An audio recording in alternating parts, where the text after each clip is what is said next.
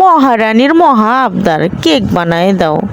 এই মেয়েটা যা বায়না ধরে না, সকালে উঠেই বলে ও মা কেক বানাই দাও, কেক বানাই দাও। এই কেক বানায় টেনশনে মাথাটা ঘুরে ওঠে।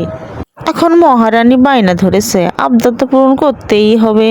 তো সেই জন্য একটা বাটিতে দুটো ডিম নিয়ে ভালো করে ঘেটে ঘুটে নিয়েছি। তারপরে দিয়েছি 1 কাপ ময়দা, সাথে দিয়েছি একটু তাল, আর দিয়েছি পরিমাণ মতো চিনি, আর একটু কিট্টিসখানি নারকেল দিয়েছি স্বাদ বানানোর জন্য।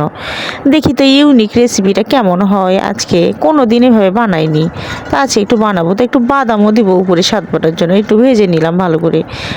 ডিমের কাঁচাটা গন্ধটাকে দূর করার জন্য একটা সাদা এলাচ গুঁড়ো করে দিয়েছি। দেওয়ার পর এখন এটা একবারে ঘরোয়াভাবে এটা প্যানের মধ্যে বসায় দিব, দিয়ে মাটির ঢাকন দিয়ে 20 মিনিটের জন্য ঢেকে দিয়েছি। দেখেন কত সুন্দর হয়েছে, একটু হালকা ফুলে উঠেছে, চারিদিকে হয়ে গেছে। এই জন্য একটা কাঠিতে পরীক্ষা করলাম, দেখলাম ভিতরে আর কোনো কাঁচা কাঁচা ভাব নেই। তো সেই জন্য আমি এটাকে তাওয়া থেকে তুলে নেব। এখন গরম গরম তাওয়া থেকে নামিয়ে মামিয়েতে পরিবেশন করব। খেতে কিন্তু খুবই স্বাদ হয়েছিল, কি বলবো। বা দাঁতের তলে যখন নারকেল আর বাদামগুলো পড়ছিল না, ওহ কি বলবো আপনাদের।